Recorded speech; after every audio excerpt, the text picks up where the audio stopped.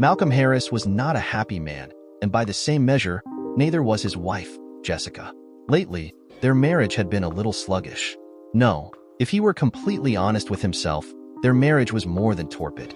It had come to a virtual stop.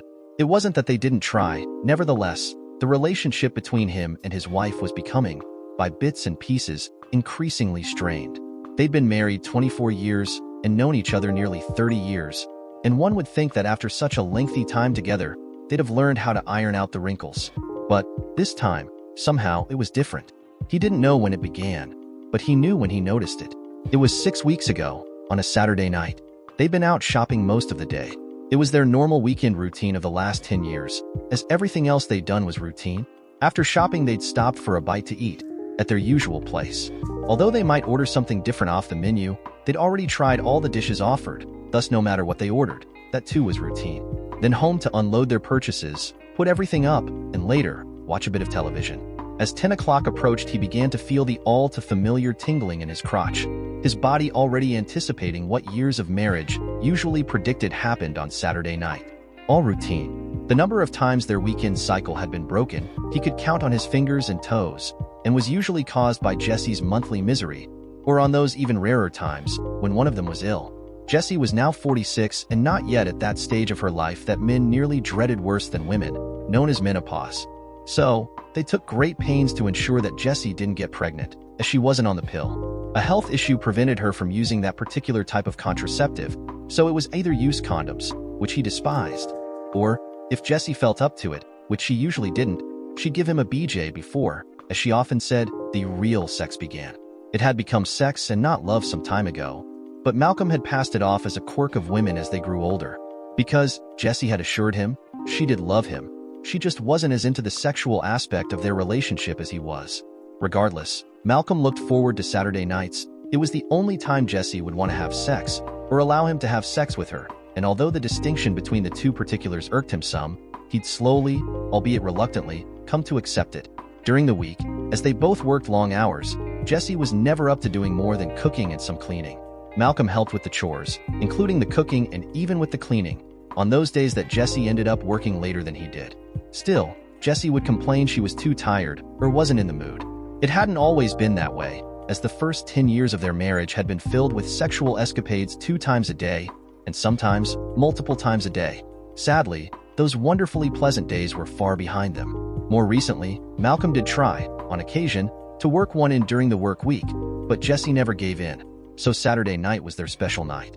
As 10 o'clock came and went, Malcolm waited for Jessie to get up, go upstairs to shower, while he watched a bit more television, before he would follow to wash up and meet her in bed.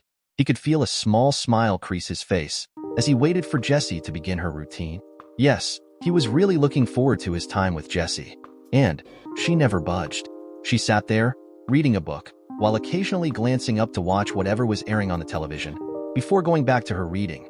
He waited, but as his anticipation grew, so did his frustration, and finally, he asked with what he thought was a soft but manly tone, "Honey, are you going up to shower?"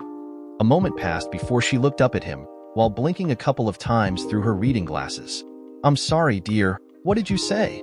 she asked without any indication she'd heard his question. "I asked if you were going to shower and..." He let his question trail off, thinking she'd get the hint. "Oh," she said, looking away. After a moment, she took a deep breath and turned back to him. "Not tonight, Malcolm."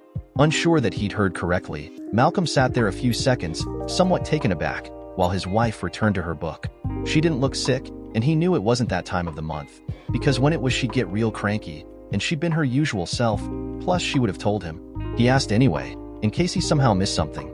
He'd been working extra hours at the plant the last month and came home dragging, so something might have got past him. "Are you feeling okay, Jessie?" Without looking up from her book, she replied, "Yes, I'm fine." He waited a moment more to see if she was going to add anything else, but she continued to read. "So, what's the problem?" he asked in a carefully measured tone of voice.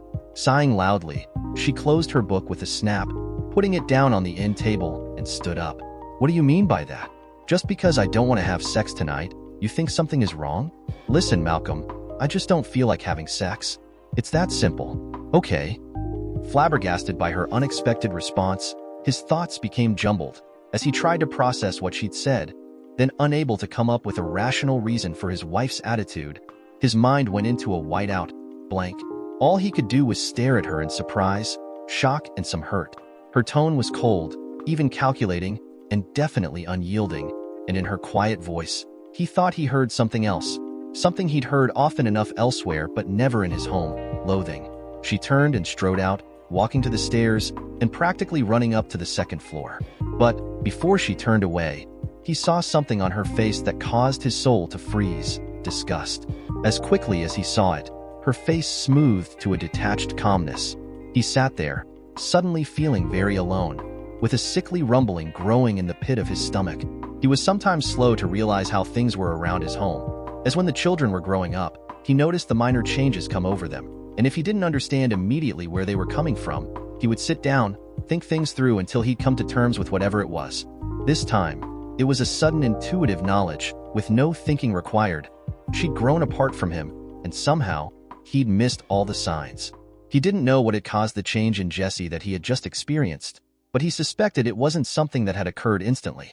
It had been there for years, or perhaps all along, but somehow, she had managed to hide it from him, or at least deal with it better.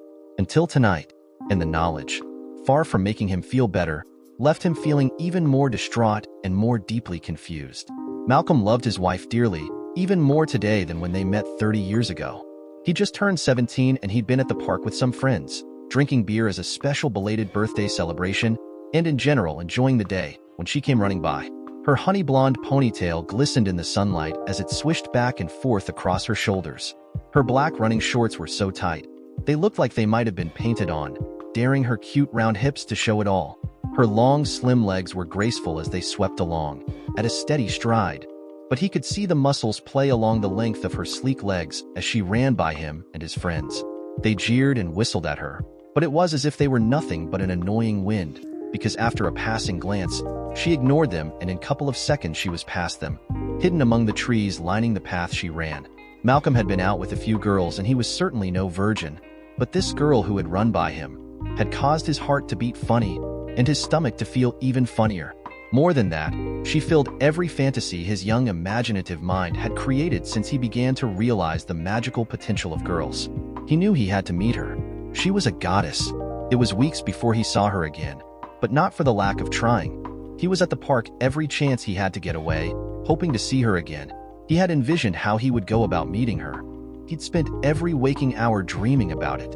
Not that he was truly prepared, because how does a guy go about preparing to meet a goddess? Still, he had to try. He was leaning against the trunk of his car, arms crossed, nearly dozing in the warm Sunday afternoon sun, when he heard the sound of rapid footfalls approaching, crunching the fallen leaves with a paced rhythm. He roused himself, stifling a yawn, and tried to appear cool. Then she was there.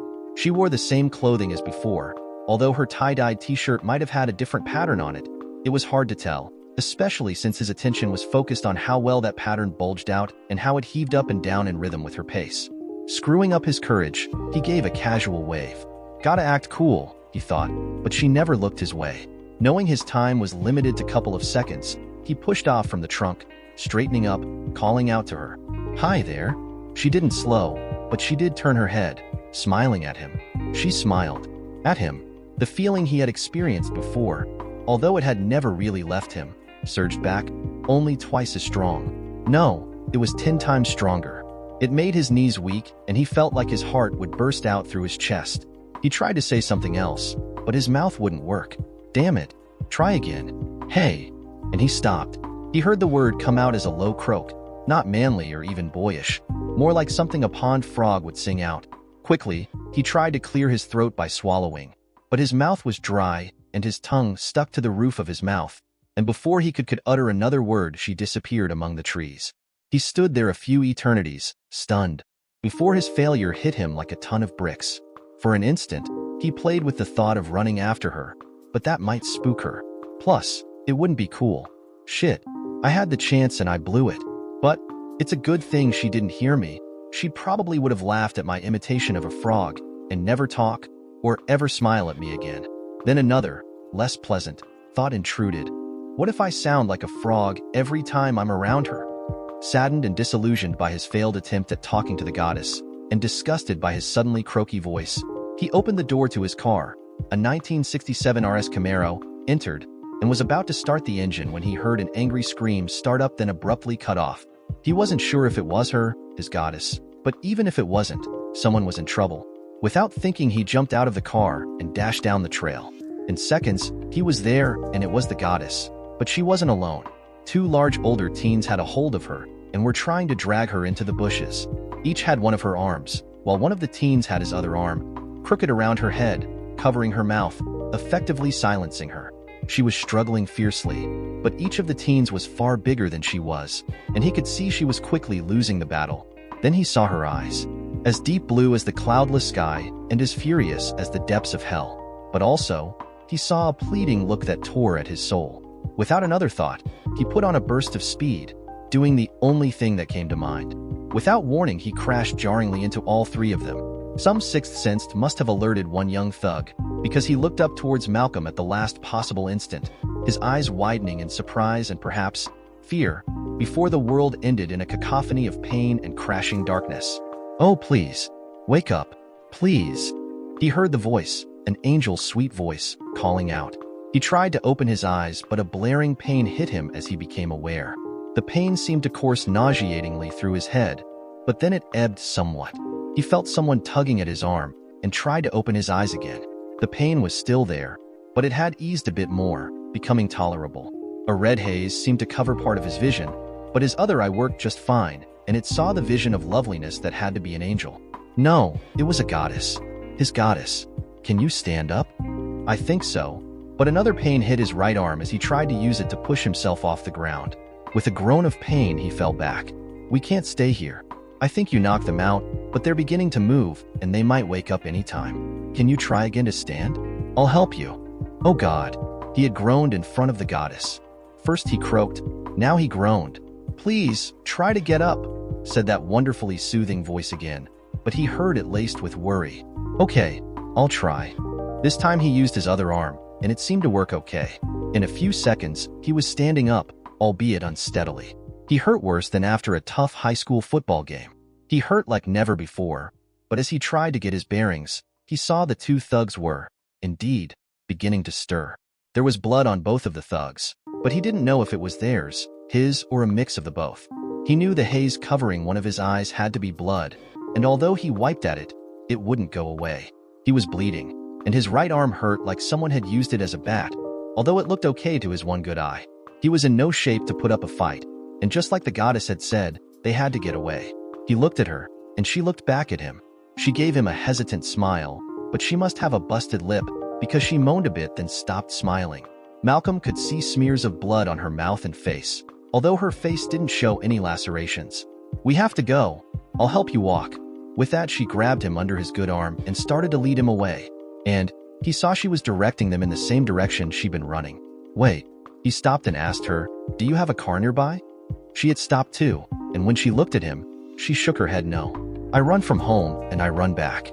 "Okay, my car is close. Back the other way. If we hope to get away, we'd better try to make for it." Malcolm tried to explain without slurring his words too much.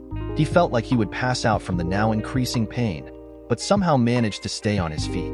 He doubted she'd be able to carry or drag his unconscious weight that far. Also, it wouldn't be cool to pass out after he'd already croaked and groaned in front of her.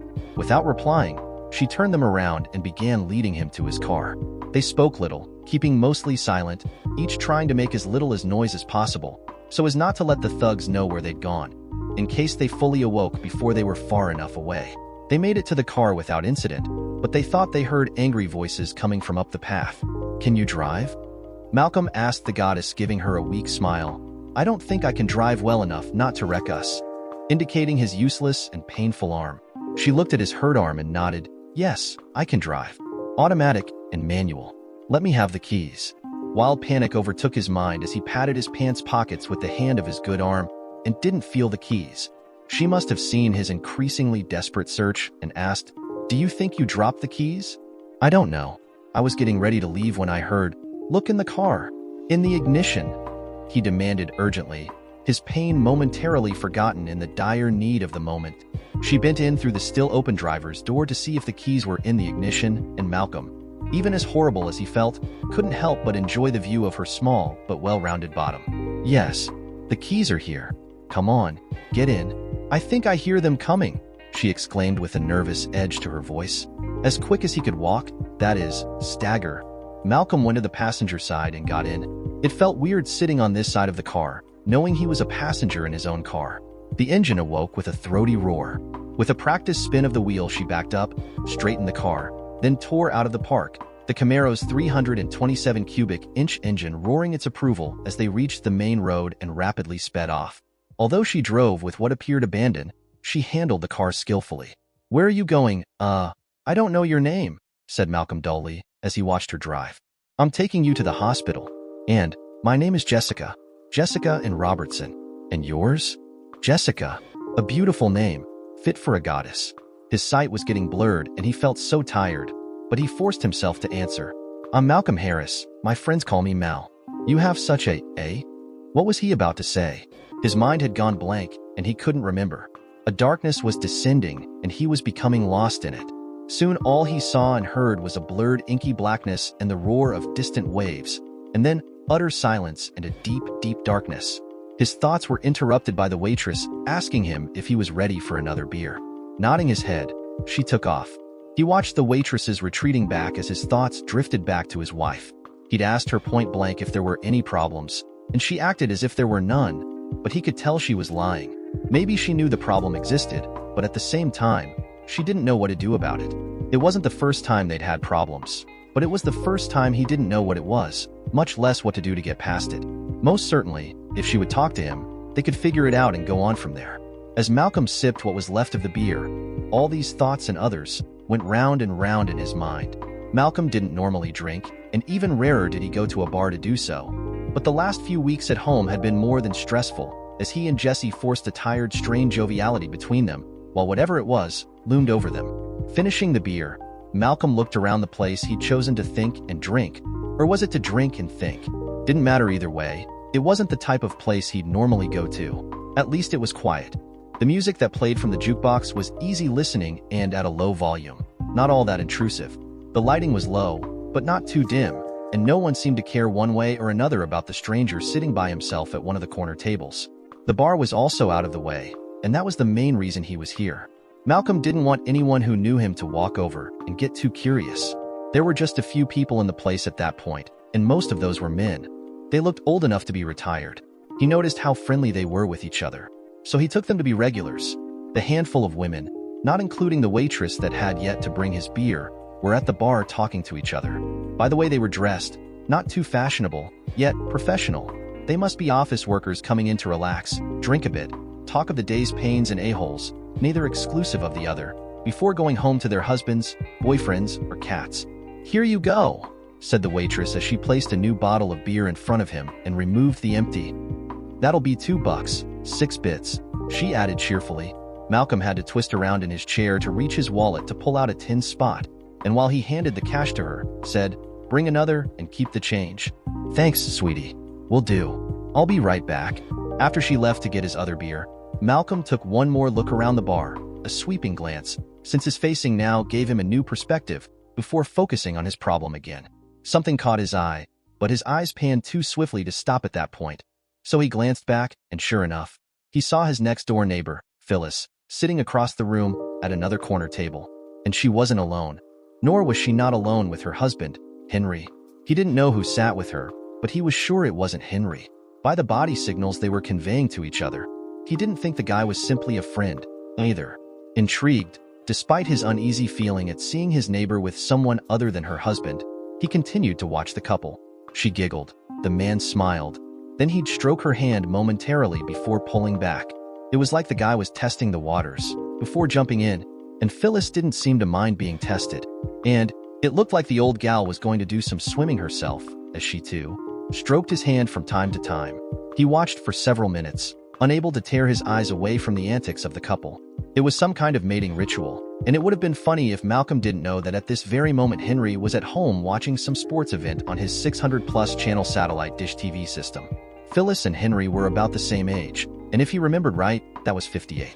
And the man with Phyllis, although looking younger, wasn't a baby. Phyllis wasn't a knockout by any means, but she did have a nice body. And although her face was beginning to show her age, she still shone vestiges of her youthful beauty.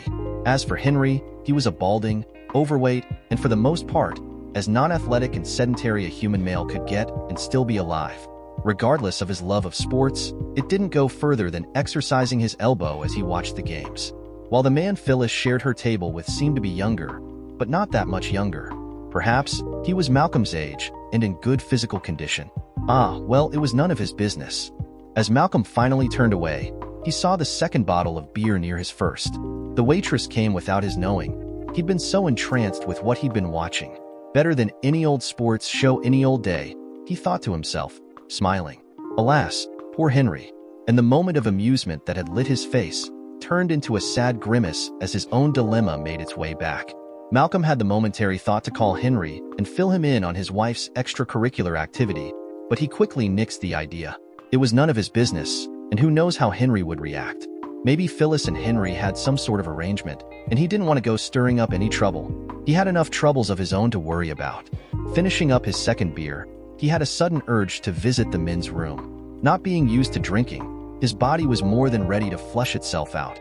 Taking another look at Phyllis, as he didn't want her to see him, he saw that she'd moved to sit closer to the man, and now had her back to Malcolm. He looked in the mirror above the lavatory as he washed his hands, and saw a face that had seen better days. Not that he was ugly, but he wasn't handsome either. The plant explosion hadn't directly caught him in its fiery embrace, but as he and the others rushed to evacuate the building, flaming pieces of debris rained down and one happened to land on him. It wasn't a bad burn, but it was a burn, and it had left its mark on him.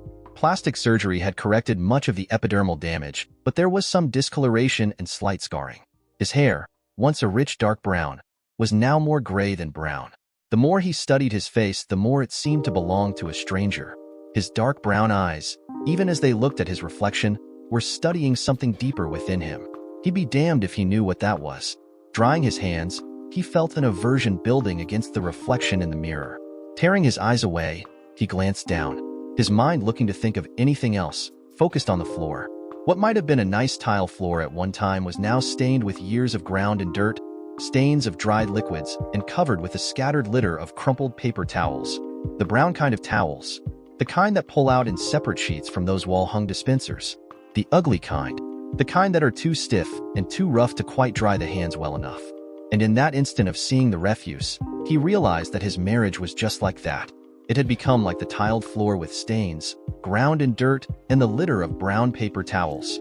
I've got to get home, talk to Jessie, and get our marriage cleaned up, Malcolm thought to himself.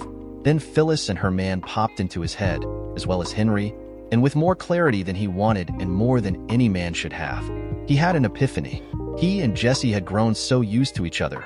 Even their relationship was routine. No wonder she was acting the way she was. What was that old saying? Familiarity breeds contempt.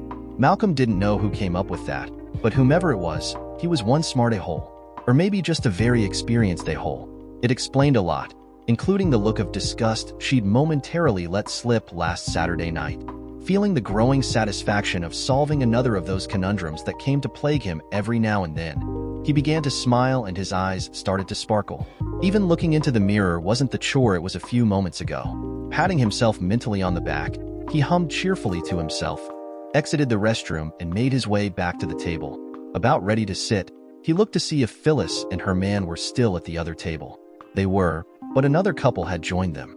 He could easily see Phyllis. She had moved back to her previous chair, and the new woman had her back to Malcolm. He saw the other new guy, and he seemed to be a carbon copy of Phyllis's man.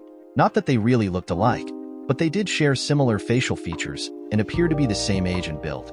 This is getting interesting, thought Malcolm. I wonder which of the neighborhood wives this other woman is. He sat, sipped his beer as he watched the two couples laugh occasionally, enjoying themselves. He was getting a kick out of it, betting himself on whom this other woman might be.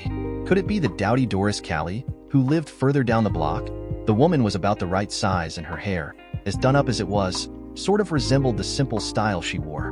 Or could it be the leggy Heather Letts? She too was about the same size and shape as the mystery woman, only she had shorter hair, so it couldn't be Heather. Maybe it was Lynette Franklin, the PTO president of the local elementary school? Now that would be a laugh.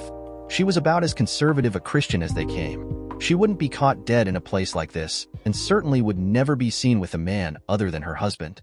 Tiring of his game, he spun in his seat to face the table, noticing his beer was empty. He considered leaving at that point, but a glance at his watch decided him that it was still too early to head home. He had forgotten to check for messages on his home phone, which he could easily do from his mobile phone. If Jessie was working late again, she would have called the house phone, although until a couple of years ago, she always called his mobile. Yeah, I'll call home and see if Jessie left a message about her working late, and if she is, then I might as well have one more, he thought. Sure enough, Jessie had left a message saying she'd be in late from work, and not to worry about cooking for her as she would stop to get something to eat on the way in. I did want to talk to her about things, but I guess it'll have to wait. With a sigh, he closed the phone and stuck it back into its holster. Waving the waitress over, he ordered another beer. The place was a bit more crowded, now that it was later in the evening, and the background hum of people talking had gone up a couple of notches, but it still wasn't too bad. At least the jukebox wasn't any louder than before. Sipping his third beer, he was more relaxed and more certain of what the problem was in his marriage, and the sooner he spoke with Jessie about it, the sooner they could begin working to mend things. It probably wouldn't be easy, but damn, he loved the woman. So no matter how hard it would be to right things, it was well worth it. Feeling contentment again, he sat peacefully, drinking his last beer, while listening to the ongoing chatter around the bar. Phyllis, the two men, and the mystery woman had grown louder as the evening grew later. I guess enough drink can add to the fun, thought Malcolm idly. Not my kind of fun, but to each their own. Then he heard chairs scrapping back, from what he guessed was from the direction of the two couples. His curiosity getting the better of him, he swiveled enough to see the two couples. And yes, they were getting up and looked as if they were ready to leave. The man with Phyllis laid a possessive hand on the small of her back as he walked her to the exit, causing Malcolm to raise an eyebrow in surprise. Even if had already surmised they were very chummy, the fact of it hit harder than guesswork. He thought again, poor Henry. Turning his attention to the other woman who was still mostly facing away from Malcolm, he could see the man place both his hands on her waist while he spoke to her, their faces inches apart. With morbid anticipation, Malcolm waited for the woman to turn enough towards him so he could see who she was. She felt familiar, but her style of dress and her manner was still throwing him off. He simply could not place her. She was dressed to kill. He could see that much. Her blue dress clung to every luscious curve of her body, especially her firm, shapely hips, accenting it. The coat she had draped across her right arm was one of those thin, cape-like shawls, more for looks than to keep a body warm. No matter, the guy who held her seemed like he could handle keeping her warm. A faint chuckle escaped his lips at the thought. The lucky a-hole.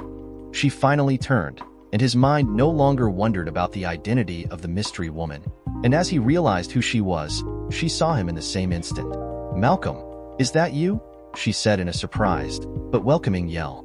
Malcolm couldn't believe his eyes, and the sight of her undermined his earlier resolution of his and Jessie's problem. "Yes, it's me," he said tonelessly. As she approached him, he thought he saw pity in her eyes. Pity for him? Somehow that managed to stir a long-buried anger. "I thought so, but what are you doing here? Where's Jessica?" she asked. Although her question wasn't presented in a timid fashion, there was a touch of uncertainty and hesitancy in her voice. "Like you, getting out for some fun. Only I didn't seem to have nearly the same amount of fun as you apparently had, since I'm alone," he replied sarcastically. "Malcolm, look, this isn't what it seems. Things aren't like they used to be. And..." Malcolm cut her off abruptly. "Things are never as they seem with you. Yet, 23 years later, and you're still the same 304. Okay, Malcolm, I can see you're upset. I don't know why. It's not like I've ever done you any wrong. And tonight, well, I was just out having a little fun. That's all," she explained curtly, as her own anger began to surface. "Yeah, right. Whatever. I'm out of here," he retorted angrily, walking past her and her surprised date. He hoped she would say something, anything, but she pressed her lips into a thin line, with her eyes narrowing, biting back an angry retort, leaving him to exit with the last word. Although it offered some modicum of solace, it would have been far more satisfying if she'd said something so he could have vented a whole hell of a lot more. "God damn it. I just knew the shit was going to hit the fan with me and Jessie, but not like this," cursed Malcolm to himself, as made his way out of the bar. That bitch. The lying 304, Malcolm wasn't sure just who he was referring to, the 304 in the bar, or his wife. As he drove home, he raged a storm, his anger increasing with each passing mile until he was filled with a red-hot fury. It was just after 10 o'clock when he pulled into the driveway. Jesse's car wasn't there, so she must not be home yet. It was just as well. He had some thinking to do. And now, he really didn't want to face her just yet. He stomped into the house, entered the living room, going to the cabinet where he kept a bottle of Jack Daniels, grabbed it and a glass, then made his way to the den, where he sat in his recliner, drinking, while he waited for his dear wife to arrive. His mind raced with half-finished thoughts, discarding each one, as another thought took its place, and every thought was gone before he had time to examine it fully. Except for one. It kept popping up, over and over. Why did she have a pitying look? Was it for him? Or for something still lingering from the past? Malcolm, not being a drinker of any repute, was soon buzzing and feeling somewhat sleepy. He dozed off and didn't awaken until he heard someone walking up the stairs. Since the den was partially under the stairs, the sound of footsteps on the wooden steps sort of echoed in the den. He wasn't nearly drunk enough for what was to come, but unwilling to drink anymore, Malcolm rose from the chair and went upstairs to confront his wife. He walked into the bedroom as she was removing her dress. Even at 47 years of age, his wife was very much a sexy, desirable woman, but at the moment, Malcolm was too angry to notice. "When were you going to tell me?" demanded Malcolm, with barely contained fury.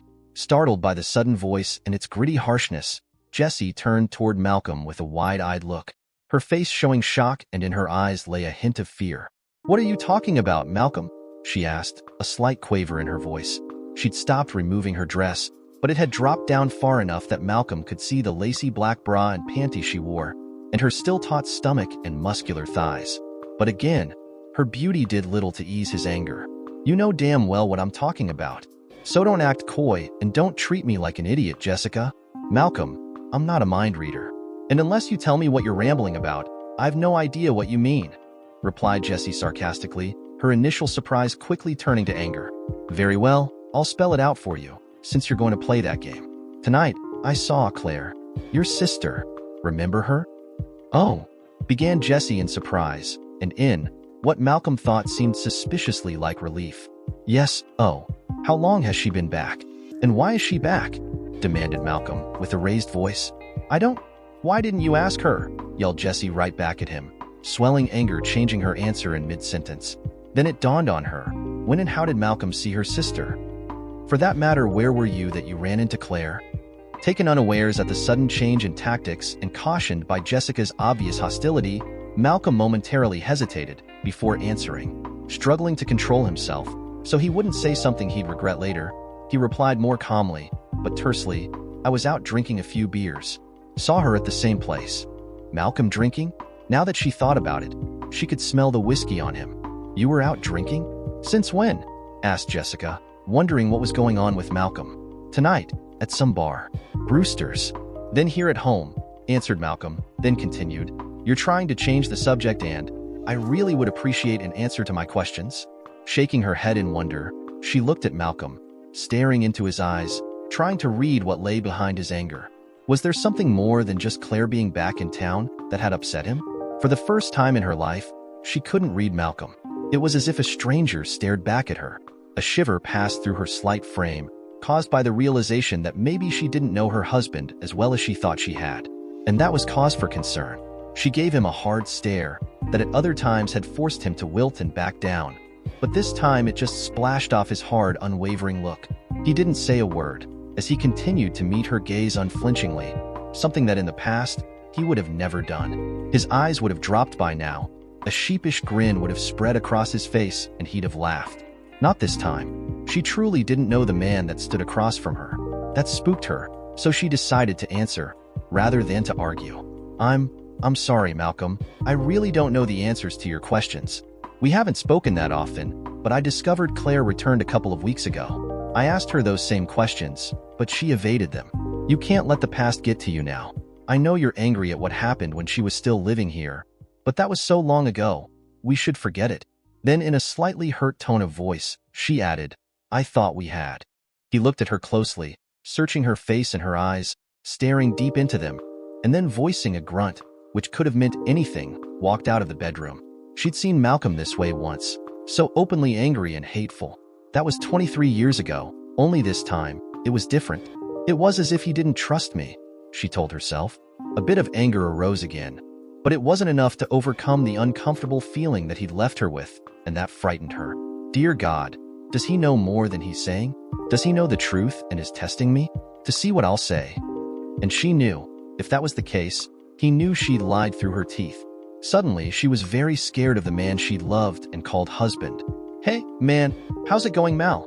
asked one of the line technicians as he saw Malcolm walking the line, inspecting the bright steel rollers and the safety shields around the gears and belts.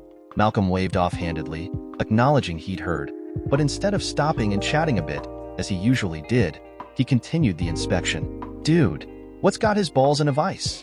asked the technician, who had greeted Malcolm, to another nearby technician. Shrugging his shoulders, the second tech said, "Who knows? But whatever it is, I've never seen the old man so focused on his work that he wouldn't stop for a minute. So it must be real mind shit." "Yeah, must be." And with that, the two techs returned to the work at hand, Malcolm's change in routine quickly fading into memory. "Okay, Bruce, I've walked the line and from what I can see, we're looking good. We shouldn't need any major repairs. Regular maintenance should get us by until the summer. But, just in case, have the maintenance people order 2 more straight 8-foot sections, 1 two-way divider, and 1 right sweep. I think with that, we'll be okay," said Malcolm to his partner and longtime friend, Eric Bruce. "That's good. The less we spend on repairs, the more we save, and the sooner we can start modernizing the plant. It's high time we did that anyway. We'll begin next month, and I've estimated it'll take a year before we've completed all the upgrades and renovations," said Eric. "We're getting more orders than we can fill with our current capacity, and it really wouldn't do any good to hire more people, since the mechanical side of it is at maximum output already," explained Eric, more to himself than to Malcolm. "Well, you have a point, Eric, but that means we'll have to hold off going public another year, at least until we've made sure everything is working as it should." "I understand, but we really don't have a choice. If we can't maintain our current production and expand our capacity to at least triple our present levels, we aren't going to impress anyone. And our initial offering will float out there without enough takers. Not only do we want to create a demand, but we also want the initial price as high as possible," said Eric as he walked out from behind his desk over to the small counter where a large electric coffee urn sat, and poured himself a cup. Eric liked his coffee black and had ever since he was in the military, where he learned to make do when, at times, there hadn't been any sugar and cream available. Malcolm, warily eyeing Eric's coffee, as if it were a cup of poison, said, "Okay, I'll leave the business end up to you, and we'll go with what you've shown me so far." He'd known Eric since their military days, and after all this time, he still hadn't gotten used to seeing him drink his coffee black. It still made him shudder. That particular like of Eric's, among some of his other peculiarities, had convinced Malcolm that Eric was just playing at being civilized. For everyone knew that coffee needed some sugar in it to make it one of the truly great things about civilization. "Great. Well, I've got another meeting with the bank, and I've got to get the rest of the financial report done before the meeting," said Eric, already back at his desk and typing away. "Yeah, better you than me, old friend. I think I'm going to head off to see Jeremy Schneider at his warehouse. He might have some things we can use among all that junk he's accumulated. And he usually doesn't want our firstborn for his stuff, either," said Malcolm with a wave as he walked out of Eric's office. Whatever Eric might have said in return was lost in the din of the plant's machinery and other noises that were part of the plant's operation. He'd talked to Schneider for a bit, seen what he had for sale, and then negotiated as only true Southern boys could, not just by throwing numbers back and forth, but by interlacing each of their offers and counter-offers with telltales. It was a time-consuming, often tedious, negotiation. Lesser men would have given in halfway through, settling for the last best offer, only to discover the item or items were back up to their original price. Or worse, they were no longer available for sale. Neither of the men thought anything of the time it took to haggle out a deal. That's just the way it was, and always had been. So it was just as dusk turned into that romantic violet velvetiness that he arrived home. Jessica's car was in the drive, so she must not have had to work late tonight, which might be a good thing or a bad thing. But Malcolm wouldn't know until he entered his house and saw what kind of mood his wife was in. Not that her mood made much difference, since his own mood had soured as soon as he saw her car. He'd been hoping to rest a bit, get some paperwork out of the way, shower and be in bed, asleep, before she arrived home.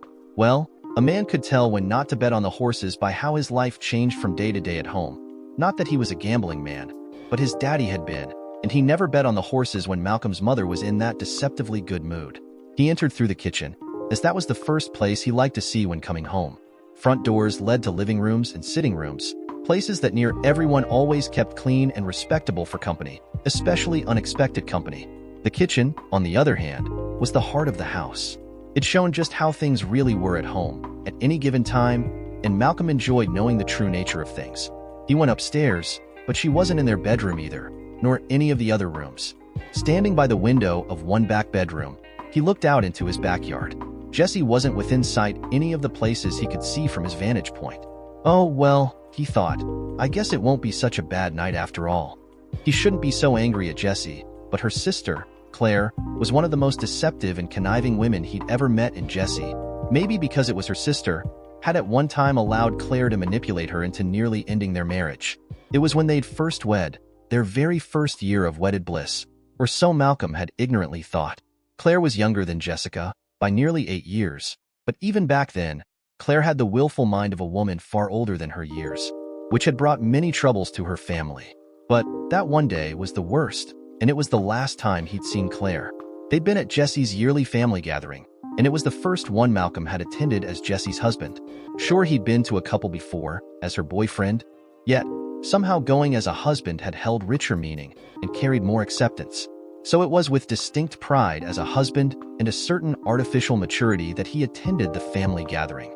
He'd been mingling with Jessie's relatives, mostly the male cousins and uncles, as well as some of the older women relatives. Jessie had left his side early on to go do her own mingling. Although he knew of Claire's decidedly less than sparkling reputation, he also thought it was just a phase any young headstrong woman might experience before finding her center and settling down. Then as he was passing by some of the younger female cousins clustered together, he'd overheard their loud whispering. Their words weren't totally clear against the other gabbing going on around him, but he distinctly heard Jessie's name mentioned in a hushed manner. His interest piqued, but feeling calm and on top of the world, he stopped walking and edged a bit closer, keeping his back to them to prevent them from recognizing him easily. Malcolm need not have worried. The girls were so engrossed in their hushed conversation they didn't think to look around to check who might be listening. He could easily hear them now, even over the sound of other nearby voices. It was as if his ears and mind were able to focus exclusively on their whispers. But it was just girl talk. Somewhat amused at the girlish, nonsensical bantering back and forth he heard, he was about to leave when something else caught his ears. I swear, that Claire is nothing but a 304. Can you believe that she would really involve her own sister in her plans? Yeah, I can't believe it. I mean, who gets their married sister to go along with something like that? In unison, they all laughingly said, Claire. After a moment of mutual amusement, someone else spoke up. Where are they going to do it? Asked one girl in an odd tone. Up by the old oak tree, is what I heard. But Claire could have been saying that to mislead us, and they might be down by the creek, said another girl in a tone of apparent disgust at Claire's attempted slyness. Are they really going to do it? Asked a new voice. Yeah, they are. I don't know how Claire talked Jessica into it, but they really are going to do it. What the hell are they talking about? Asked Malcolm of himself. Do what? No longer amused, Malcolm wondered what sort of mischief Claire had talked Jessica into. Jessica was her own person, but Malcolm knew that Claire could charm the stink off a skunk with just a slight uplift of her well-manicured eyebrow. That's just the way of Claire, but whatever she was up to, he didn't want Jessica taking the heat for her sister. Hearing more than enough, Malcolm looked around, orienting himself. He knew both the places they mentioned, and not just because of his attending the family gatherings over the last 4 years. He and Jessie had ventured out here on their own more than once, and unintentional grins spread across his face as he thought of the reason they'd been up here on their own. The land belonged to Jessie's grandfather, but it was open to any and all family members at any time. He and Jessie had used that open invitation many a time. Trying to dampen his grin, Malcolm moved off to go find his wayward wife and his troublesome sister-in-law. They weren't at the oak tree, so with impatience hastening his steps, Malcolm began walking to the creek, which lazily ran about a mile away from the oak tree. He was caught up in the walk through nature, his mind at ease and enjoying his thoughts of Jessie and himself. Thus he wasn't paying attention to what his ears heard until he was nearly at the creek. Then unexpectedly, he heard someone talking. Come on, baby. I need you. Give it me. I've been waiting for this the longest. That was Claire's voice. But who was that with her? It was a male's voice, but inarticulate. Well, it was none of his business what Claire did with whomever she wanted. But how was Jessie involved? Not really wanting to spy on his sister-in-law and her lover, Malcolm began to quietly ease back away from them. Then, "Jessica, you've got to get with it, girl. He isn't going to do anything until you do something first. Your dipshit husband isn't going to know anything. Anyway, just hurry it up, so we can get back before he notices you're missing." "What in the hell?" screamed Malcolm in his mind, all thought of anything rational vanishing in an instant haze of anger. His feet, without conscious thought from his brain, instead of taking a step back, leaped forward into a run. Crashing through the thick brush that ran along the creek, Malcolm burst forth on a scene that indelibly etched itself forever into his mind. The first person he saw was Claire, her top off and her body exposed, as she straddled some guy laying on the ground. Her skirt was hitched up around her waist. Off to the side, a few feet away, was Jessie, fully clothed, but sitting on the lap of another guy, also fully clothed. Her arms were locked around his neck, and it was obvious she had been kissing him as the color of her lipstick was smeared on his lips and his lower face. They all turned to look at him in horrified surprise. "What in the hell, goddamn you, you bitch, and you sorry a hole. I don't know who you are, but I'm going to tear your goddamn balls out and feed it to the fish." Everyone saw the red rage on his face and the burning fury in his eyes, and never for a moment doubted his enraged yells as less than fact. "Jessica, Jessica, wait, hold up," yelled her friend Phyllis as Jessie walked out of the pharmacy. Jessica stopped walking and turned toward the shouting woman. Phyllis practically jogged to Jessica and in a breathless gasp said, "I'm so glad I caught you. I was going to call you, but I've been so busy." "Hi, Phyllis, are you okay? Is Henry okay? The kids?" asked Jessica, concern tinging her voice. "Yes, Henry's fine. Well, you know Henry. Same old Henry. If he isn't at work sitting on his butt, he's at home in front of that damn television, sitting on his butt. The kids are doing okay. Junior just got promoted to assistant manager and they moved him to another store, which will be his own store very soon. And Virginia is in her 5th month, so 4 more to go and I'll be a grandmother again," squealed Phyllis with childlike delight. "Oh, that's all very nice. But you didn't scream my name halfway across the parking lot to tell me about Henry's butt, or that Junior is a big wig, and that Virginia is popping out another one, did you?" "Oh, no, I didn't." Phyllis grinned at Jessica's obvious annoyance. "I just wanted to tell you, well, that I saw Mal at Brewster's the other night. Now, before you go getting wild thoughts, he was by himself, sitting there drinking. Alone," explained Phyllis with an expectant look on her beaming face. "Is everything okay between you two lovebirds?" Jessica stared at her friend for a moment before replying, "Yes, everything is fine. It's kind of you to ask." "You evil bitch," added Jessica silently. "Oh, okay. I was just wondering because he was also," began Phyllis. "I'm sorry, Phyllis. I'm in a hurry.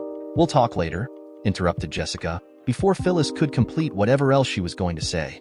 Before Phyllis could reply, Jessica turned and walked away. But even then, Phyllis got in a parting shot. "I heard that Mal talked to Claire. Just thought you should know." Jessie could hear the glee in Phyllis's voice, which infuriated her to no end. Jessie and Phyllis had become friends while they were in high school, but as each had come to quickly realize, they were both highly competitive. Although their rivalry remained friendly, there were those times. A contest became so heated they'd have a short period of falling out. Jessie knew that to Phyllis, their respective marriages were just one more contest. In an age where divorce was the rule, any couple whose marriage lasted for more than a few years was considered the abnormal and fair game for competition. For that same reason, everyone in their neighborhood knew that Phyllis would never divorce Henry, no matter what he might do. However, that certainly didn't prevent Phyllis from stepping out every now and then. Pivoting on her heel, Jessie looked back at Phyllis, and with a flip of her longish hair, said, "Thank you for telling me, dear. I do have to ask though, did Mal see you at Brewster's, sitting alone? You know my husband, true blue to a fault, and he won't put up with folks that run around." "Oh, but I'm sure you have no worries when Mal and Henry talk, since I'm sure you were all alone. Just like Mal." Smiling like the Cheshire Cat, Jessica turned away and sauntered off, but not before she saw Phyllis blanch, then the look of worry and anger that crossed her features. Phyllis might not pursue a divorce, but that didn't mean that Henry wouldn't. The thought made Jessica smile even wider and profoundly more venomous. If Jessie could have heard Phyllis whispering under her breath, she might not have been so self-satisfied. "You bitch. I know what you've been up to and with who. Maybe, just maybe, Mal will know soon too." Malcolm was back at Brewster's. He didn't know if Jessie was home, only that if she was, he didn't want to be. Last night's encounter had been almost more than Malcolm's temper could handle. Something about Jesse's behavior had aroused his suspicions, setting off warning bells in his mind. Her whole attitude had been both utterly strange and vaguely familiar.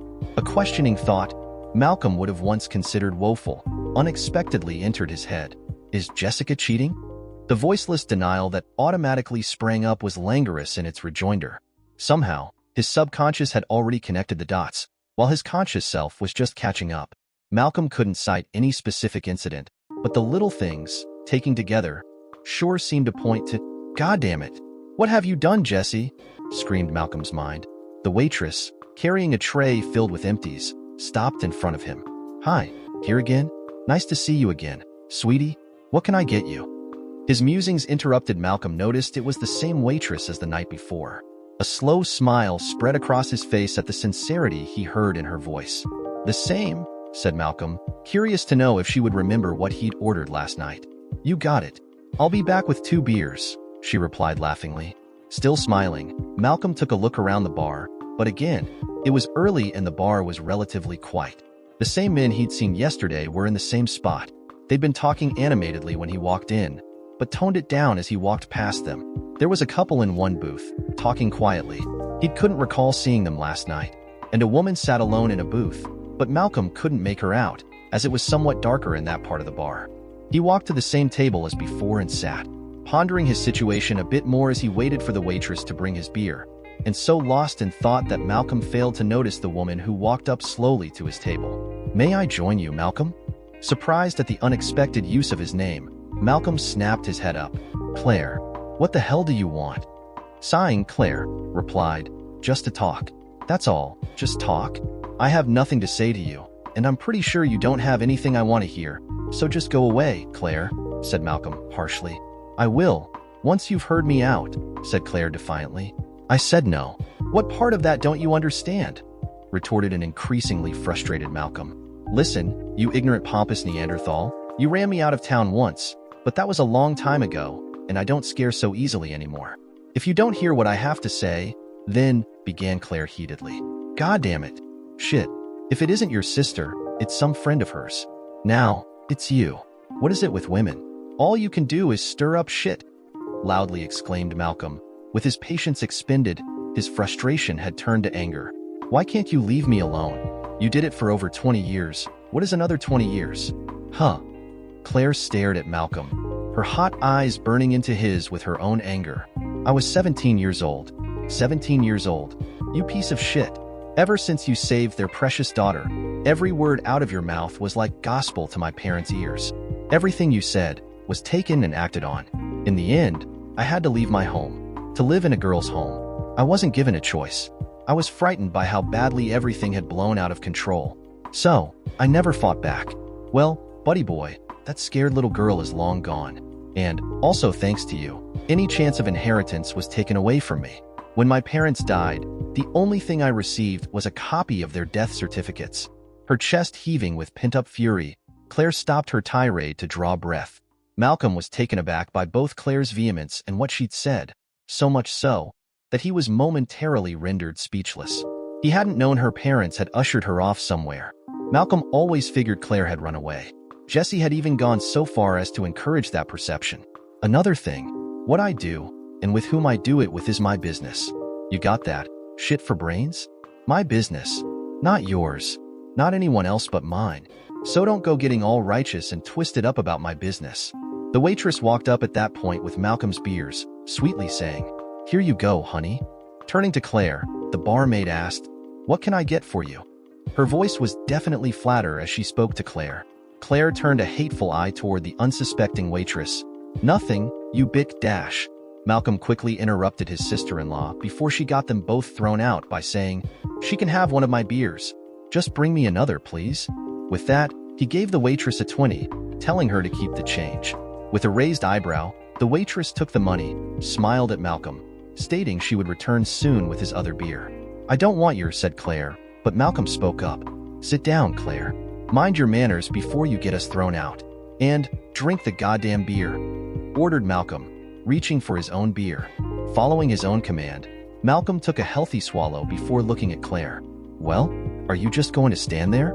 If you look around, you'll see everyone is looking this way. I guess they're waiting for another one of your outbursts." Claire had noticed the room's silence and, slightly embarrassed at the unwanted attention, she sat, but didn't reach for the bottle of beer.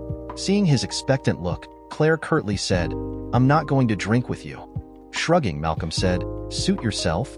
After a minute of uneasy silence, calming down, or more accurately, resigned to his fate, Malcolm asked, "Okay, so, speak. What did you want to say earlier?" Claire scowled at him, saying incredulously, "Now you want to talk? Talk, or don't talk, Claire.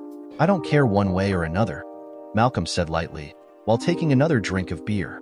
When Claire still hadn't responded, Malcolm explained, "I didn't know what happened to you. The only thing Jessie said about it was that you decided to go off on your own, eventually to live with some aunt. I believed her. So, either you're lying, or Jessie and your folks have lied all these years. Which is it?"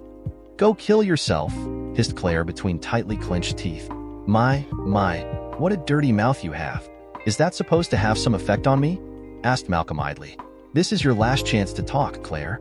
As soon as I finish this beer, I'm gone." So saying, he tipped the bottle back and drank until only a small portion remained.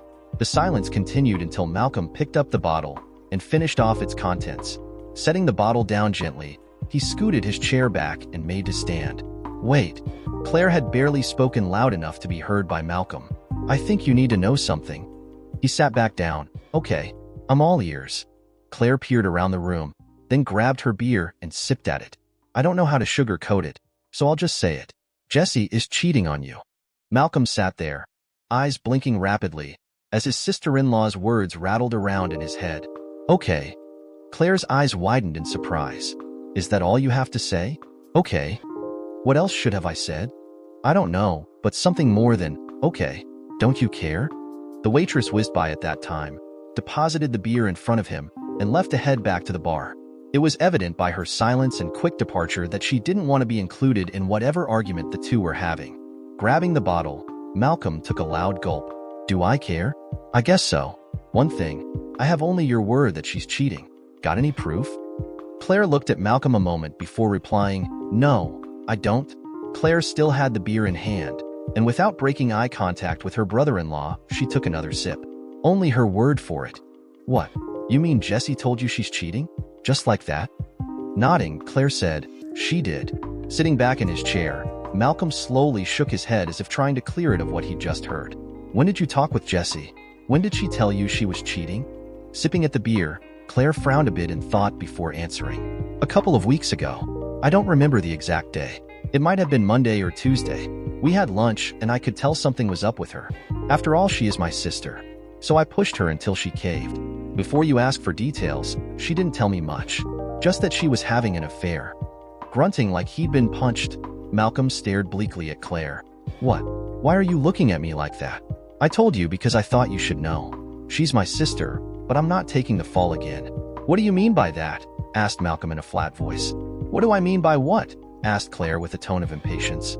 "That you're not taking the fall again? Has she cheated on me before?" Claire took a swig of the beer before looking at Malcolm. Shrugging, she replied, "Don't you know? Why do you think I was forced to leave? It wasn't just your complaints. It was also Jessica who urged my folks to send me away. She was afraid I'd spill the beans." Pausing to take another drink. "I thought you had figured it out by now." Shaking his head, Malcolm asked, "What are you going on about now? What was I supposed to figure out?" Wide-eyed, Claire could only stare for a few seconds. "Oh my God, you really don't get it. You didn't know. You're not making any sense. Just answer me, did Jess cheat on me before now?" Suddenly, Claire's eyes softened and in a low voice said, "I'm sorry, Malcolm. Maybe this wasn't such a good idea." Grabbing her purse, she stood. "I better go." Malcolm looked at Claire's retreating figure as she threaded her way through the bar's crowd. Standing, Malcolm followed after his sister-in-law just as she made her way out the door. "Claire!" shouted Malcolm as he rushed to catch up with the curvaceous buxom brunette that was his sister-in-law. "Hold up." She ignored Malcolm's demand, pressing her car fob as she reached her car. She was trying to get away. She didn't know what she was doing at the bar. She shouldn't have tried to talk with Malcolm. She truly thought Malcolm had been conscious of the tomfoolery that his wife had committed all these years. Before she could enter the car, a hand like a steel vice closed on her arm. "Wait a minute, Claire. You can't feed me some line about Jesse and just walk away. You never answered my question. What's going on? Harshly demanded Malcolm. Let go of me. I've got to go, pleaded Claire. Not until you tell me what's going on. If Jess has cheated on me before, I need to know. I have a right to know. Claire looked at Malcolm hesitantly before making her decision. With a vengeance of years of pent-up emotion, she exploded. Fine. You want both barrels? I'll give it to you straight. Yes, she has. She cheated on you that day at the family gathering and continued to cheat on you until Ian moved away. Whose idea do you think it was to sneak away? I went along with it because she promised me I could have Ian's friend. When you caught us, that's exactly what I was doing. Taken aback by the brutality of his sister-in-law's words, Malcolm could only gape at her in rank astonishment. Hardly having time to catch her breath, Claire continued, unable to stop, bearing the putrid truth of which she'd held to herself for too long. You want more? There's a good chance that your children aren't yours. Does that sate your curiosity? Does that fill that righteous need of yours? You're lying. You're just jealous of your sister, retaliated Malcolm loudly, unable to believe what Claire claimed. Yet, he felt a hurt deep inside him. As Malcolm's suspicions gained purchase, slowly fanned from a bare ember to a flickering flame, he didn't want to believe. He couldn't believe what Claire had said. To do so was to acknowledge something he couldn't face, that he didn't want to face. Seeing the abrupt change in his eyes, despite his words, Claire felt a sudden sorrow for the man she didn't know well, but had for years envisioned and relished this very encounter.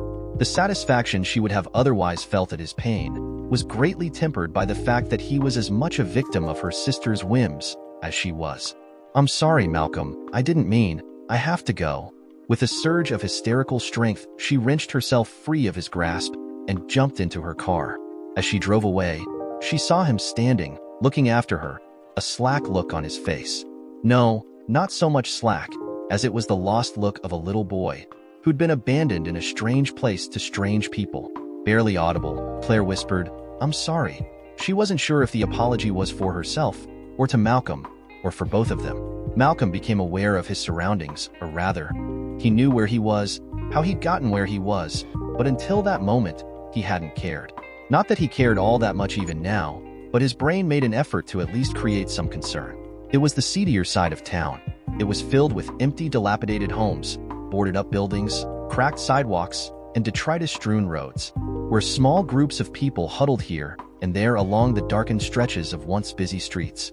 There were a few stouter-hearted individuals that soloed from place to place, and no doubt those moving about were suitably armed.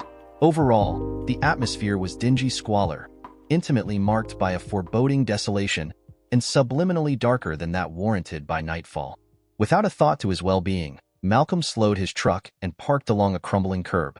Engine running, Malcolm rested his head on the steering wheel, trying to rein in his restless, whirling thoughts and soothe his wounded heart. Was Claire telling the truth? Had Jess been cheating all those years? Were Trisha and Jackson someone else's children? Each torrid question and more tumbled endlessly, falling into the sullen depths of his tortured soul only to rise and fill his bewildered mind again and again. Nothing came forth to answer his call for truth. There came slight remembrances that individually had no bearing, but when clumped together, increasingly raised his suspicions to greater levels of surety. Did his so-called friends know anything? If they did, would they admit to it? Would they answer his questions, or sidestep it, looking shamefaced and guilty? Who could he turn to? Over the years, Malcolm had depended on his friends, as they had depended on him. But could they now be trusted? No, he couldn't trust his friends, which came as an unexpected revelation to Malcolm. One that left him more at a loss, with a deeper sadness and a greater bitterness than ever he'd felt. His mind kept returning to his business partner, Eric. Could he talk to Eric about this? And more so, would Eric know anything? Normally, Malcolm wouldn't bring any personal issues into the business, and because of the association, that included Eric. Still, Malcolm had no choice. He needed to talk to someone. He needed to know if his friends had known all along. Before he could put the transmission into drive, a loud, brittle rap sounded in his left ear. Turning to see what had tapped the door's window glass, he saw 3 young black men. They wore dark clothing, but with the sort of style that was popular these days. Their oddly misshapen caps were skewed and turned to the side. They all wore similar colors, which alerted Malcolm that this men might be part of a gang. He noticed they all clutched, seemingly 2 large, automatic pistols hanging loosely by their sides. Perfect. They'd sneaked up on him as he sat lost in his thoughts. Malcolm should have felt fear. He knew his life was in danger and forfeit at the whim of these strangers. Yet, he felt strangely exhilarated. The electric tingle of adrenaline rushing into his veins quickly spread throughout his body. His racing mind slowed the unfolding tableau to a slow-motion reality. He felt his right arm move and his hand reach for and grasp his own automatic pistol. He drew it and lifted it in one smooth, rapid motion. Even as he was reaching for his weapon, his other hand touched the driver's door window switch, which automatically lowered the window rather quickly. He really wasn't sure what he was going to do, as his body and mind were acting of their own accord. As the whine of the window motor died away, his pistol came up and within sight of all three individuals. "Hello, fellas. I've had a really bad night. I need to blow off steam. A lot of steam. Y'all will do the trick. What's it gonna be?" Their surprise was utter and complete. They'd expected some scared, helpless man. Instead, they got an armed and pissed-off redneck. "Stupid shit, I gonna cap ya honky butt," exclaimed the closest young man, with what seemed to Malcolm false bravado, while beginning to raise his pistol. "Please, let's do it," replied Malcolm with the eerie but calm pleasantness. "Yo, Dreydel, he's serious, dude. I seen that look in some brother's eyes. He's crazy. Let's get the hell out of here." "Screw you. Dreydel don't run from no mofo. Especially some old shit," screamed Dreydel. The deafening sound of an automatic pistol firing punctuated Dreydel's shout. The pistol, the young black man called Dreydel had held, went flying past the other two men, to land skidding on the street. Dreydel's arm was moved jerkily by the impact of the heavy bullet. A dark spray of fine droplets sprinkled the other two men, staining their faces and clothing with a warm liquid very familiar to them. "Ah shit, ya hand dude," shouted one of Dreydel's associates, pointing to what he meant. "I told you he's mofo crazy." Dreydel's arm hurt from being wrenched so suddenly and so violently, but he raised it anyway. What he saw made him scream with something far more than physical pain. He had one finger left. All the others had been blown off, along with his thumb, even his hand. What was left of it didn't look right, but in his current state, Dreydel couldn't place what else was wrong with it. "Dreydel, is it? I'm not one to give second chances, so if you value any part of your life, then do as your friend says and leave. The next shot will be a kill shot." "Stupid shit, I'm gonna kill ya. I'll kill your family. Make your wife and daughters my bitches before I do 'em up." The look in Malcolm's eyes altered abruptly. They went cold as liquid helium. His face became suffused with rage. It didn't go unnoticed. "Come on, man. He's gonna kill ya. Let's go." The fright evident in his friend's voice had Dreydel looking up. The old white dude had changed, and Dreydel knew that he was no longer the calm and dim-wit white a-hole. All Dreydel saw was venomous hate and barely pent fury etched into the man's face, and the horrifyingly large pistol bore that pointed unwaveringly at his head. Without complaint, Dreydel allowed his friends to pull him back, away from the old white man. He continued to look back, fully expecting the pistol to flare up at any moment. Dreydel, not fully aware of what his body was doing, felt a gushing stream of warm wetness soak his pants. At first, Dreydel thought he'd been shot again, and he was bleeding out, but he quickly realized that his bladder had given way to the terror that gripped it. As his two friends dragged Dreydel across the street and into the shadows, he thought of shouting to the old man, a threat, a deadly promise, but one look quenched that desire. The white man's face was now a burning intensity of hatred, and the pistol had not moved, shook, or wavered. It was still steadily pointed at Dreydel. Dreydel didn't know who the old dude was, but he was going to find out, and then pay him a visit. Almost as if his friend could read his thoughts, he exclaimed, "Dre, leave that old man alone. He's gonna put you in the ground if you don't." I saw his look. He ain't playing. Whatever pissed him off, we came at the wrong time and he's not going to forget us, pleaded his friend. That man ain't right. When he heard the chimes of the doorbell, and a few seconds later a loud incessant banging on his front door, Eric jumped out of bed, grabbed his 9mm automatic pistol and warily approached the door. Peering through the peephole, he saw his business partner and friend standing there. Then his caution turned to annoyance. But simultaneously, he knew Malcolm wouldn't be trying to knock down his door unless it was something very important. "Mal, what are you doing here at this hour? Everything okay? Something happened to Jessica?" asked a now decidedly worried Eric. "Did something happen to Jessica? You could say that. Do you mind if I come in?" "Sorry, sure. Come in. What's going on, Mal? Do you have something to drink? A beer would be fine," asked Malcolm hopefully, ignoring Eric's questioning, critically eyeing Mal for a moment and deciding his friend was not drunk. Eric nodded. I think so. Come on, let's go to the kitchen. Maybe you prefer coffee? Remembering how Eric made his coffee, Malcolm quickly declined the offer. Thanks, but no, the beer will be fine. After settling in at the kitchen table, with beer in hand, Malcolm looked around the kitchen. I've never really noticed before, but you have a nice-looking kitchen. Thanks. Now, cut the bullshit. What's going on? Are you and Jessica having problems? Did she throw you out? Taking a pull of the beer, a rather refined beer, one that Malcolm had never tried before, it tasted better than he expected. He explained what Claire had told him. Before Eric could express his dismay, Malcolm added something else. One more thing, I shot some guy tonight. You did what? Shouted Eric in complete surprise. You shot someone? Why? Is he the guy that... No, it ain't him that Jess is messing around with. At least, I don't think he is. At Eric's strong urging, Malcolm related what had happened. Damn, are you sure he ain't dead? Asked Eric with a curiously eager tone, but also with a worried look on his face. He wasn't the last time I saw him. He'll be forking his food with the other hand, but he won't die. Unless the fool lets his hand get infected. Damn, Mal, what if the guy goes to the police? I'm sure they got the tag number off that big truck of yours. Taking the last sip of the fine brew, Malcolm shrugged his shoulders. I don't think he'll go to the cops. He doesn't seem like the type to want the police involved. Eric stood up and walked to the frig to get another 2 bottles. Well, that might be, but what if he comes looking for you? Eric, as long as you've known me, have you ever known me to be scared of anything like that? No, but that's exactly my point. What if he comes after you? Began Eric before Malcolm interjected. Then I'll kill the scumbsucker. And you end up killing him? Finished Eric on the heels of Malcolm's threat. You could be facing years of prison time. Yeah, maybe so. Agreed Malcolm in an offhand tone. Drawing a breath, he said contemplatively, You know what? I think I'll pass on that second beer. I'm heading home and to bed. Thanks for listening. You're a good bud. As Malcolm stood up, Eric had a thought. Hey man, why don't you crash out here? It's a long drive to your house and man, you look done in. What do you say? Malcolm looked at his friend.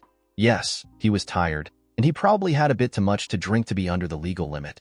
The offer was tempting, but no, he would feel better if he was in his own home. Thanks for the offer, Eric.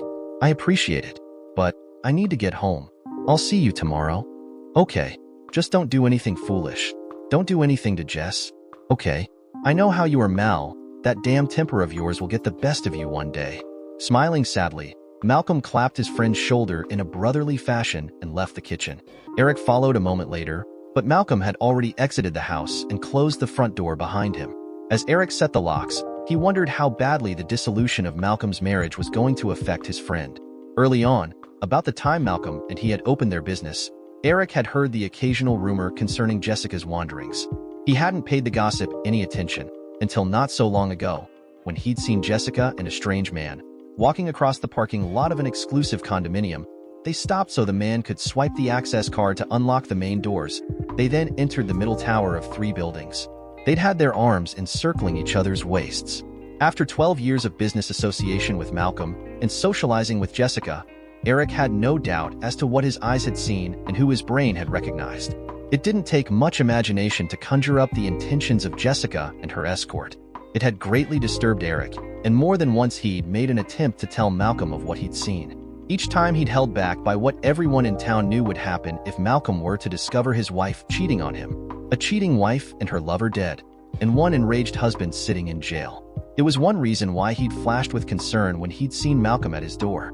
It was why he promptly asked if Jessica was okay. He'd been dreading the worst.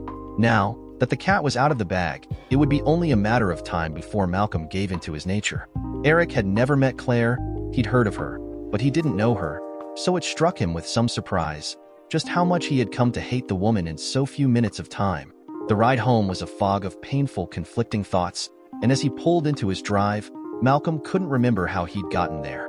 The house was dark. The driveway had been empty, meaning Jess wasn't home, and at this late hour, she probably wouldn't return home tonight. It was just as well, thought Malcolm. I don't think I'd be able to face her without wanting to kill her. It was with heavy footsteps, slouched shoulders, and ragged breaths that Malcolm entered his house and proceeded to prepare for sleep. He was bone-weary tired, despite the unwelcome, Heart-wrenching, soul-searing pain he felt. His body needed rest and didn't care about anything else, including how badly the heart ached. His last thoughts, before sleep overtook him, were wild and emotionally charged. Is she with him? If she is, I hope I catch them together. I'll kill them. By God, I'll cut their hearts out, as they've done to me. The last conscious image was a view of himself holding two mutilated, but still beating hearts, one pulsating blob of torn muscle in each of his bloody hands. What? You told him? How could you? Damn you, Claire. All you've ever done is ruin my life. Jessica hissed at her sister. They'd met for lunch at a box-store deli, situated inside the town's only mall. Claire, with more than a little perverse pleasure, had sprung the disclosure upon her sister without any warning. Until that point, they'd enjoyed a pleasant enough conversation, but when Jess began extolling the virtues of her lover, Claire had had enough. Yes, dear sister, I told him. I told him everything. Everything. As for me ruining your life, well, welcome to my world. It's the same thing you and Malcolm did to me. I was 17 years old. I was ripped away from the only home I'd known, and the very people who were supposed to love me and take care of me didn't want anything to do with me. I lived in that awful girl's home for a month before I ran away. I had to learn how to live on the street. I was almost killed twice. Jessica's eyebrows shot up with shock and concern. I didn't know. What happened? What happened? What happened? Asked Claire, sarcastically, her anger rising. Then with a visible effort, she calmed down, letting out a short sigh. Does it matter? It was a long time ago and I'd rather not remember. Okay. Jess nodded uncertainly, although her face was more composed. I'm alive, that's what counts. Right. Jessica nodded again, her anger muted for the moment by her sister's story. Listen, Jess, you brought this on yourself? Claire said quietly. I don't know what it is with you and that creep, Ian, but it has to stop. I don't care all that much for Malcolm, but I'm told he's been a good husband to you, and a good daddy to your children. And, unless things have changed, you know how Malcolm can get when he feels he's been screwed over. A look of utter surprise crossed Jessica's face, turning to fear and horror at the implications hinted at by her sister. With a sardonic smile, Claire, sadistically pleased with herself, said, Yes, I know they aren't Malcolm's. Then turning the screws even more, added, You're wondering how I know? Easy. Ian has a big mouth. The only reason that tidbit of news hadn't reached Malcolm's ears before, because those people who Ian bragged to know about Malcolm's temper.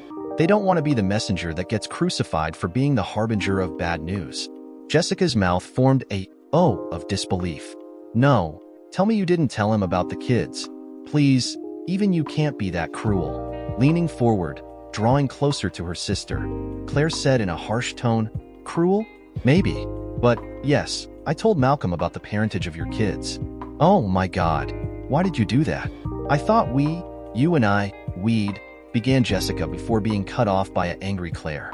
We what? You thought all was forgiven and forgotten? That we'd reached some level of understanding? Please, not even you can be so naive. Can you, dear sister? Exclaimed Claire with utter disdain for her blood relative. Taking a closer look at Jessica's pale face, Claire, in turn, received a surprise. Sitting back, she said, Damn, you really did think the past was behind us, and that suddenly we were the loving sisters we should have, been. Silence engulfed the two women, for a few moments, as each sat contemplating their respective thoughts. Jess, I didn't come back to screw up your life. I really didn't. It was until you started talking about Ian that I lost it. Ian this and Ian that. The same a-hole you wanted that first time. The same a-hole who thought it was just oh so funny to have me shipped off. It was just too much. I lost it. I was furious. Claire said, her voice rising. Pausing, Claire reflected a bit, taking the time to calm herself, as Jessica maintained her aggrieved silence. I still had a couple of friends here in town, despite it all. They kept me up to date on everything, including your own shameful trysts. So yeah, I knew all about who's the father of your kids. Ian is such a screwed up a-hole. He couldn't keep his mouth shut about anything. Thankfully, the people he bragged to were smarter or have better survival instincts, because surprisingly, after all these years, not a word ever reached Malcolm's ears. He was totally oblivious. Until you told him, interjected Jessica bitterly.